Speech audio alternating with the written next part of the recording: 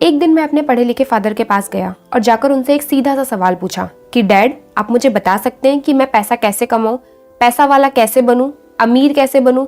उस वक्त मैं स्कूल में पढ़ रहा था और मेरी उम्र 9 साल थी और आज स्कूल में कुछ ऐसा हुआ था जैसा फिल्मों में होता है।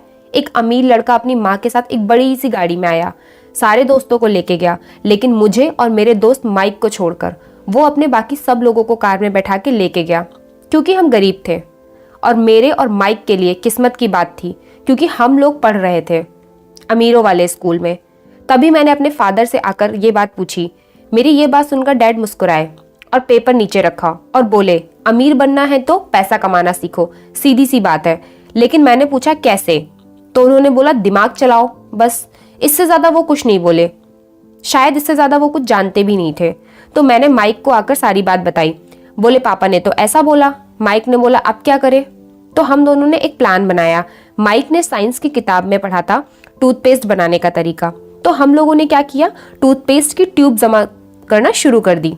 जो खाली हो जाती थी टूथपेस्ट की ट्यूब हम पड़ोसियों से मांग लेते थे, घर से ले लेते थे, सब जगह से मांग मांग कर हमने बहुत सारी ट्यूब जमा करना शुरू कर दिया। फिर एक दिन बहुत ज़्यादा ट्यूब हो गई तो मम्मी ने पूछा कि क्या करने वाले हो। अब ये बिजनेस प्लान था और हम किसी को बता नहीं सकते थे, तो मेरी मम्मी ने हमको एक हफ्ता दिया कि एक हफ्ते में ये सारा कचरा साफ हो जाना चाहिए। अब प्रॉब्लम यहाँ पर ये थी कि मेरी मम्मी ने हमें एक हफ्ते में जगह खाली करने का नोटिस थमा दिया था, तो बिजनेस को तो खतरा था, लेकिन अभी हमें हमारे प्रोटेक्शन के लिए हमें और ट्यूब की आवश्यकता थी। तो एक दिन डैडी अपने दोस्तों के साथ बाहर जा रहे थे, तभी उन्होंने हमें देख लिया कि 9-9 साल के 2 बच्चे खुद की टूथपेस्ट की प्रोडक्शन करने का सोच रहे हैं। वाह। डैड और उनके दोस्त हमारे पास आए, लेकिन हमारा तरीका सही नहीं था। वो लोग हमें देखकर हंसने लगे, बाकी सब हंसने लगे और मेरे डैडी भी मुस्कुराने लगे और बोले, बच्चे ये क्या कर रहे हो। फिर वो हमें साथ में लेके गए, एक जगह बैठाया और समझाया कि ये जो तुम काम कर रहे थे ये इल्लीगल काम कर रहे थे। किसी और के टूथपेस्ट के ट्यूब में अपनी टूथपेस्ट भरना ये एक इल्लीगल तरीका है प्रोडक्शन का जो तुम कर रहे हो। तब जाकर बात हमें समझ में आई कि हम जो कर रहे थे वो गलत है। हमारा दिल टूट गया, लेकिन वो बहुत खुश थे कि कुछ तो किया। कई लोग तो सिर्फ बात ही करते रहते हैं, कम से कम तुम लोगों ने कुछ किया तो सही। लेकिन ये सारी बातें सुनने में अच्छी लगती हैं। अब फिर हम अपना काम करने में लग गए। हमने जो कचरा फैलाया था उसको साफ करने में लग गए। पीछे से डैडी आए और बोले कि अमीर बनना अगर सीखना है तुम लोगों को बच्चों। हम लोग निराश थे, काफी निराश थे। तो वो बोले कि तुम लोगों को अमीर बनना सीखना है तो माइक के फादर से जाकर सीखो। माइक पलट कर बोला कि अंकल मेरे डैडी। वो बोले हाँ तुम्हारे डैडी और मेरा बैंकर एक ही आदमी है। तुम्हारे डैडी और मेरा बैंकर एक ही आदमी है, लेकिन वो तुम्हारे डैडी की बहुत तारीफ करता है। वो हमेशा कहता है कि वाकई अगर अमीर बनने के रास्ते में है, कि माइक के फादर अमीर बनने के रास्ते में है। पता नहीं क्या कौन सा ऐसा साम्राज्य खड़ा कर रहे हैं। माइक ने फिर से पूछा अंकल मेरे डैडी। बोला हाँ बेटा तुम्हारे डैडी। तो माइक बोला कि फिर हम लोग गरीब क्यों हैं अंकल। अगर ऐसा होता तो मेरे पास भी कार और बाकी चीजें होती, घर होता, लेकिन हम तो पुराने से घर में रहते हैं। तो बोला बेटा अमीर होने का मतलब ये नहीं है कि तुम्हारे पास कार है या घर है, ये सब दिखावे की चीजें होती हैं। मेरे फादर ये सब बता रहे थे, पढ़े लिखे फादर बोल रहे थे कि बच्चों तुम्हारा एक दोस्त है जिमी, तुम्हें पता है ना, उसके फादर के पास कार है। उसके फादर मेरे दोस्त ही हैं, एक शुगर प्लांटेशन कंपनी में काम करते हैं और उनकी हालत और मेरी हालत में कोई खास फर्क नहीं है। वो शुगर प्लांटेशन की कंपनी घाटे में जा रही है और वो जो कार उनको दी हुई है वो कंपनी ने दे रखी है। थोड़े टाइम में देख लेना वो कार भी नहीं रहेगी, पता नहीं घर भी रहेगा कि नहीं, थोड़े टाइम रुक जाओ। पर माइक बेटा अगर तुम्हारे पापा की बात की जाए तो वो कुछ बड़ा कर रहे हैं, कुछ साल रुक जाओ, वो देख लेना। तुम्हारे अपने फादर को इस एरिया के सबसे ज्यादा अमीर आदमी में गिने जाएंगे। फिर हमें अपने फादर की बात सुन के जोश आ गया और फिर हम गए माइक के फादर के पास सीखने के लिए कि वो क्या कर रहे हैं। लेकिन वो बहुत काम करते थे, बहुत बिजी आदमी थे, उनके पास टाइम नहीं था और हम जैसे बच्चों से मिलेंगे भी कि नहीं। तो मैंने कहा माइक जाके अपने फादर से बात करो। माइक ने बोला ठीक है, मैं अपने फादर से बात करके बताता हूँ। रात को 8:30 बजे उसका फोन आया, बोलता है कि नेक्स्ट सैटरडे की मीटिंग फिक्स हो गई है उनसे। नेक्स्ट सैटरडे को हम उनसे बात करेंगे सुबह 8 बजे। अब शनिवार सुबह 8 बजे मैं पहुंच गया माइक के घर। माइक के फादर बहुत बिजी आदमी थे, हम वेट करने लगे। माइक का घर बहुत पुराना था, बहुत ही पुराना था। बहुत ही सिंपल सा घर था। कमरे में सस्ती सी चटाई बिछी हुई थी और सस्ता सा पुराना सा फर्नीचर था जिसकी स्मेल आ रही थी पूरे कमरे के अंदर। एक बार के लिए दिमाग में आया कि ये मुझे सिखाएंगे क्या कि अमीर कैसे बनना है। सोफे पर 2 औरतें और एक आदमी बैठा हुआ था। मैंने माइक से पूछा तो माइक बोला ये मेरे डैडी के स्टाफ हैं। फिर मैंने पूछा कि माइक तूने अपने डैडी से पूछा कि वो हमें पैसा बनाना कैसे सिखाएंगे? तो बोला हाँ सिखाएंगे ज़रूर, लेकिन वो कोई ऑफ़र देने वाले हैं। मैं बड़ा एक्साइटेड हो गया कि ऑफ़र देने वाले हैं, और तभी उसके फादर अंदर आ गए। हम लोग डर गए और खड़े हो गए। वो पास आकर बोले कि बच्चों तैयार हो, रेडी? रॉबर्ट माइक बोल रहा था कि तुम पैसा बनाना सीखना चाहते हो? डर डर के बोला हाँ जी अंकल। ठीक है फिर दोनों सीखना चाहते हो? बोला हाँ। मेरे लिए काम करना पड़ेगा, करोगे? यहाँ स्कूल की तरह क्लासरूम नहीं चलेगी जिसमें मैं ज्ञान दूंगा, तुमको सिखाऊंगा, तुम सुन लोगे और हो गया। ऐसा नहीं चलेगा, मेरे लिए काम करना पड़ेगा। बोलो करोगे तो सिखाऊंगा। अंकल एक सवाल पूछना था। सवाल नहीं, मेरा टाइम वेस्ट मत करो, बहुत काम है मुझे। फैसला करो जल्दी, मंजूर है? मैंने माइक की तरफ देखा और माइक ने मेरी तरफ देखा, फिर उनकी तरफ देखकर बोले जी अंकल मंजूर है। अंकल बोले बढ़िया, थोड़ी देर में तुम काम पर लग जाना फटाफट। मिसेस मार्टन आकर तुमको तुम्हारा काम आकर बता देंगी। 1 घंटे काम करने के तुमको 10 सेंट दूंगा। हर सैटरडे आकर तुमको 3 घंटे काम करना होगा, 30 सेंट मिलेंगे। पर आज अंकल मेरा मैच है। तो जाओ ठीक है मैच खेलो। अरे आप अंकल नाराज हो गए। मान लिया, मैच क्या है, कभी और खेल लेंगे। फिर हम मिसेस मार्टन के साथ काम में लग गए। वो बहुत हैवी काम था। काम क्या था हमारा? स्टोर रूम में बड़े बड़े भारी भारी बक्से उठाओ। गर्मी बहुत थी, धूल आती थी, हवा चलती थी तो बक्से में धूल थी, तो उन बक्सों से धूल साफ करनी थी। 3 हफ्ते हमने गर्मी में गधे की तरह काम किया और उससे हमको 30 सेंट मिल जाते थे, जो कि बहुत कम थे, उस टाइम के हिसाब से बहुत ही कम थे। लेकिन कुछ खास खुशी नहीं होती थी जिस हिसाब से हम काम करते थे। और चौथा हफ्ता आते आते मेरा दिमाग खराब हो गया। धीरे धीरे बहुत गुस्सा आ रहा था मुझे। सीखने को तो कुछ मिल नहीं रहा था और हम गधों की तरह काम कर रहे थे।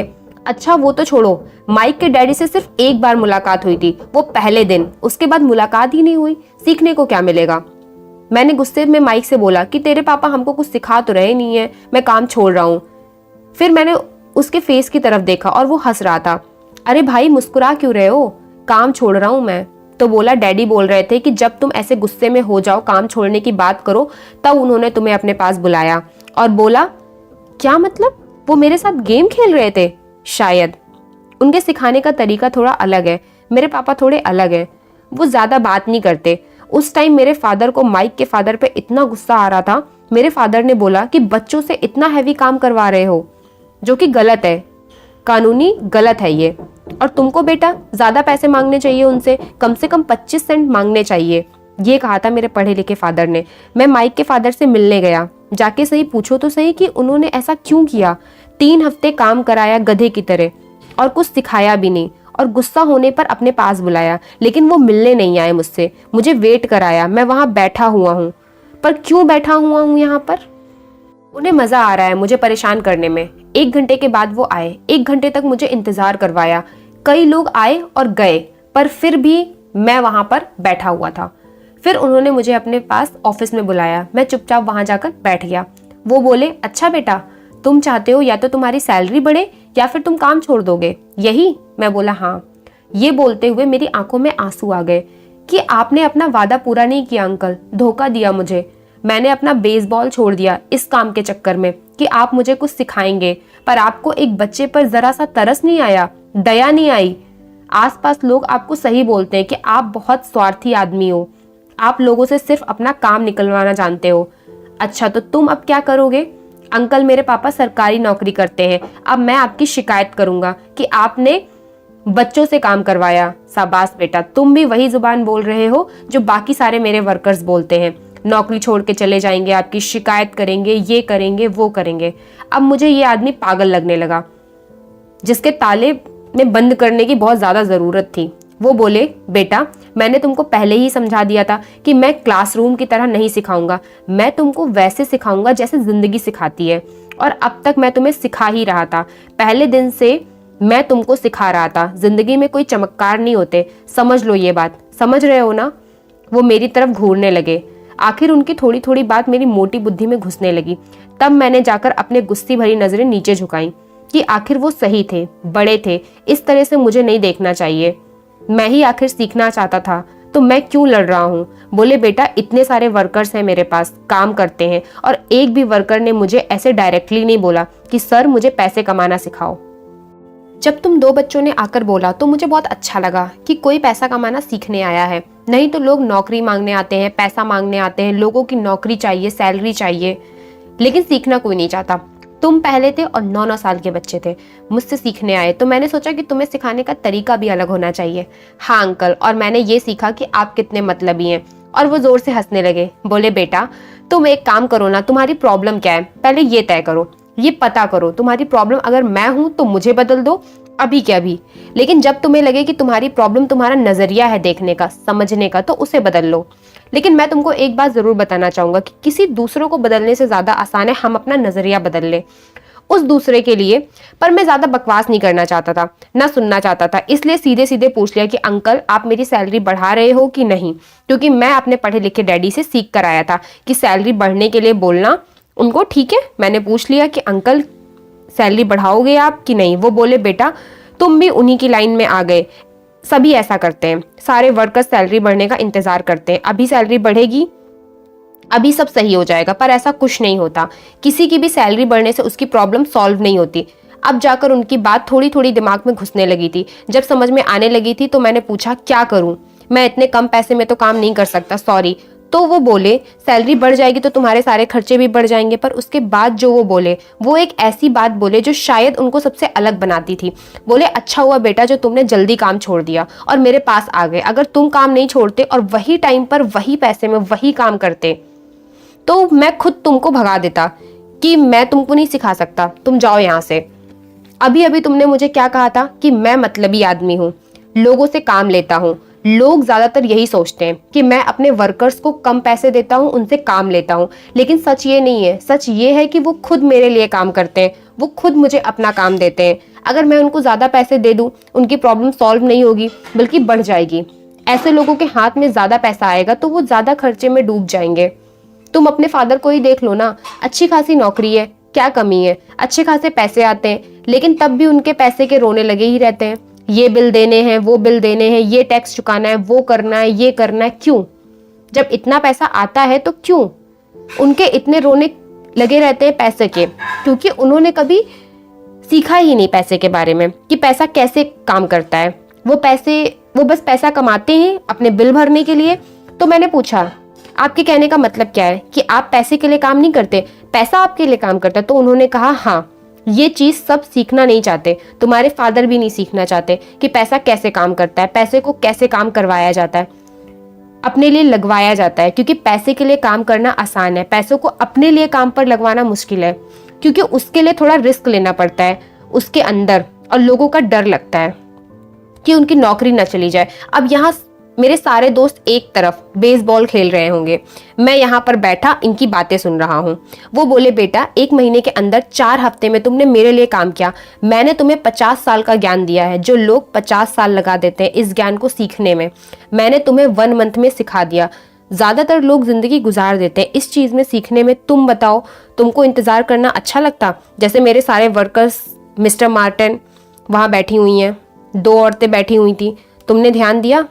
4 हफ्ते में वे वहीं की वहीं बैठी हुई हैं, और बाकी वर्कर्स क्या करते हैं? ऐसे ही इंतजार करते हैं। तुम्हें ऐसे इंतजार करना पसंद है? वो लोग इतनी मेहनत करते हैं, वो अलग मेहनत करके, इंतजार करके जो पैसा हाथ में आता है वो तुम टैक्स भरने में लगा देते हो। क्या ऐसे लोगों की जिंदगी जीनी है? सरकार अपना हिस्सा लेने पहले आ जाती है, रेडी रहती है वो, तो जो भी करोगे सरकार पहले आ जाएगी अपना हिस्सा लेने। अब मैं तुमको बता देता हूँ कि मैं तुम्हारे फादर से ज्यादा पैसा कमाता हूँ, लेकिन वो मुझसे ज्यादा टैक्स देते हैं। विश्वास होगा इस बात पर? मैंने पूछा अंकल कैसे? तुमने देखा होगा टैक्स का रोना, वो हमेशा रोते रहते हैं। तुम तो अपने फादर के साथ ही रहते हो, कभी ध्यान दिया है? वो हमेशा टैक्स का रोना रोते हैं क्योंकि उन्होंने कभी सीखा ही नहीं कि पैसा कैसे काम करता है। जिस उम्र में उनको सीखना था, जिस उम्र में तुम आकर सीख रहे हो, उस टाइम पे उन्होंने सीखा ही नहीं कुछ, और उस वक्त वो बेकार के काम में लगे थे। ठीक है, पार्टी करना, हॉलीडेज पर जाना, ये करना वो करना, और जब टैक्स भरने का टाइम आया तो वो रोना शुरू कर देते हैं। और यही करते करते एक टाइम ऐसा आ जाता है जिंदगी के अंदर जब ये प्रॉब्लम इतनी बड़ी हो जाती है कि चाह कर भी वो अपनी जॉब छोड़ नहीं सकते। जिस काम में वो लगे हुए हैं बस वहां बंद कर रह जाते हैं। ये तुम्हारी एज है सीखने की। बोले इच्छा है सीखने की? बोला हाँ। तो वो बोले जाओ वापस काम पर लग जाओ। पिछली बार मैं तुमको 30 सेंट दे रहा था काम करने के लिए, मैंने सोचा था कि सैलरी बढ़ाएंगे, अब की 1 पैसा नहीं दूंगा, फ्री में काम करना पड़ेगा मेरे लिए। बोलो करोगे? लेकिन अंकल तुमने कहा था ना कि तुम्हें सीखना है, तो जाओ, तुम्हारा दोस्त मेरा बेटा माइक तो लग गया है काम पर, तुम भी जाओ काम पर लग जाओ। लेकिन मैंने बोला अंकल पहले पैसे तो दे रहे थे, अब ऐसे तो मत करो, कुछ तो दे दो, काम कर रहा हूं आखिर। वो बोले ले लो, मैं ज्यादा पैसे दे दूंगा तुमको, 20 सेंट ले लो 1 घंटे का और बन जाओ मेरे बाकी वर्कर्स की तरह, अपने फादर की तरह। सोच लो।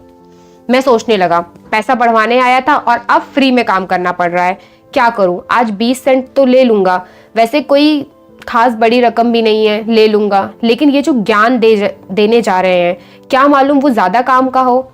तो मैंने मान लिया कि चलो ठीक है मैं फ्री में काम कर लूंगा और मैं चला गया और अपने पढ़े लिखे फादर को नहीं बताया। कैसे समझाता यार उनको, इन्होंने जो मुझे समझाया वो ठीक से मैं नहीं समझ पाया, तो उनको क्या सिखाऊंगा, वो नहीं समझेंगे इस बात को। और वापस जाकर गधों की तरह काम करना शुरू कर दिया मुफ्त में।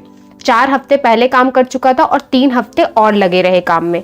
माइक के फादर बहुत कड़वा बोलते थे, कुछ सिखाना चाह रहे थे लेकिन हम सीख नहीं पा रहे थे। हाँ पर मुफ्त में काम और करो गधों की तरह, ठीक है।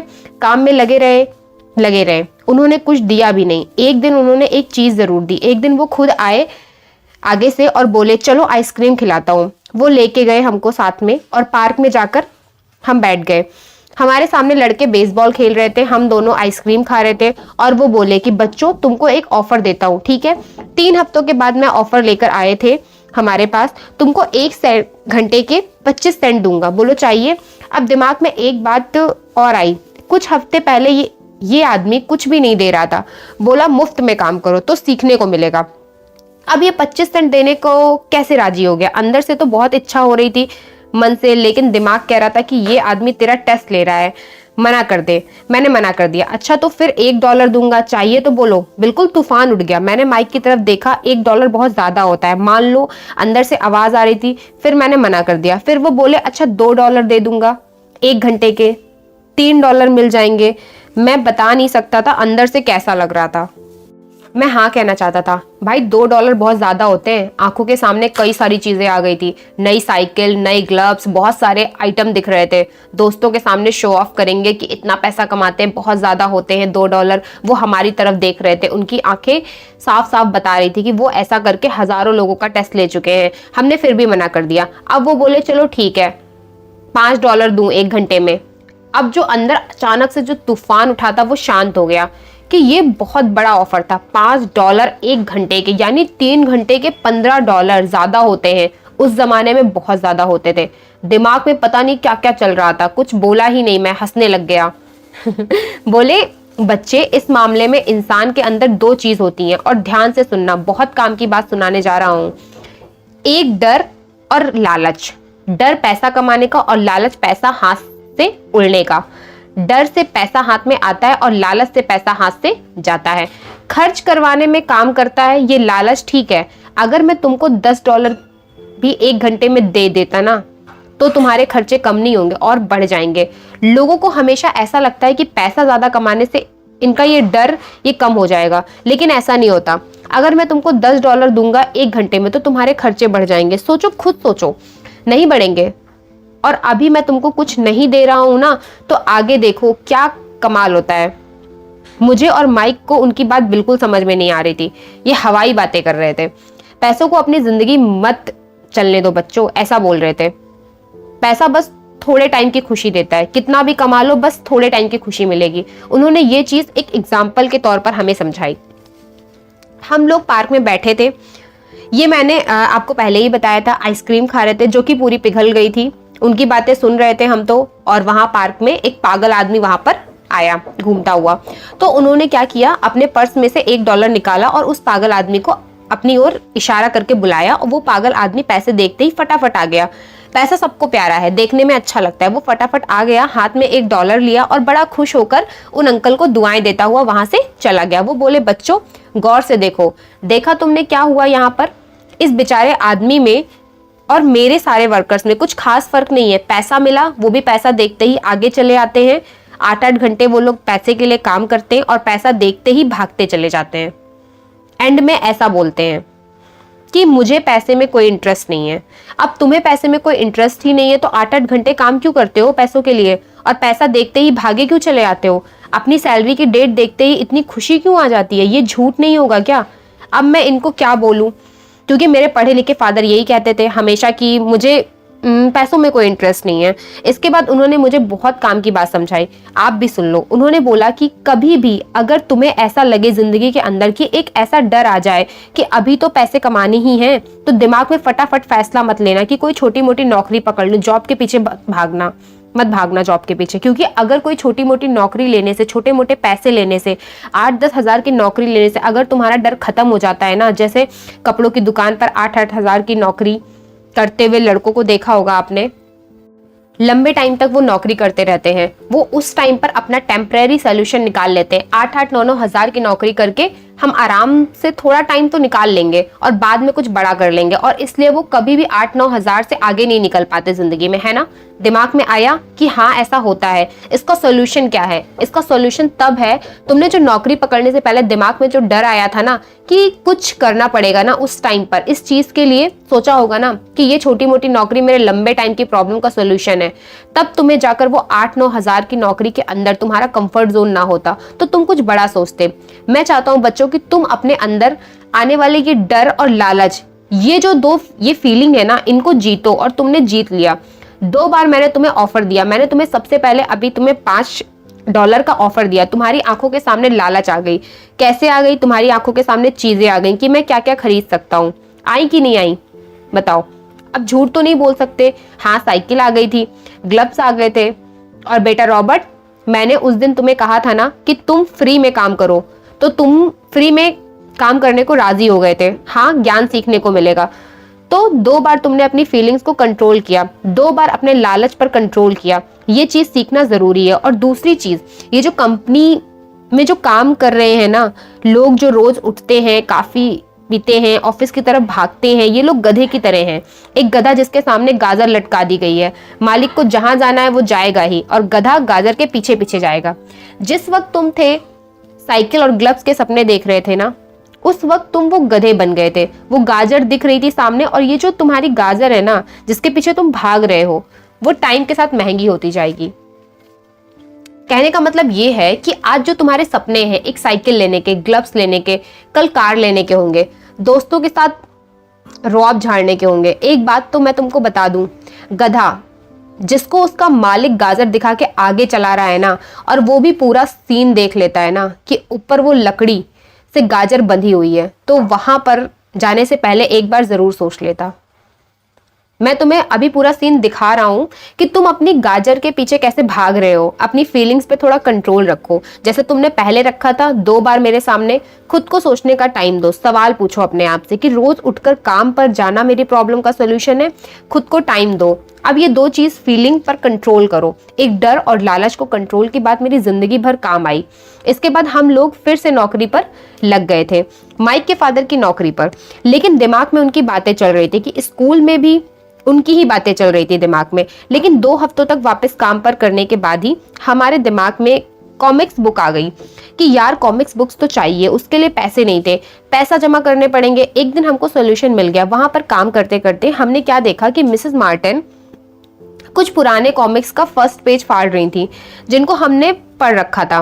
वो बची हुई कॉमिक्स का कार्डबोर्ड में डाल रही थी, बेकार हो गई थी, बेचने के लिए थी। पहला पेज ही उनके काम का था। तो हम लोगों ने खाली कमरे का इंतजाम किया। मैंने कहा मिसेस मार्टिन से ये हमारे काम आ सकती हैं क्या? उन्होंने कहा कोई डिस्ट्रीब्यूटर आएगा उससे बात कर लेना।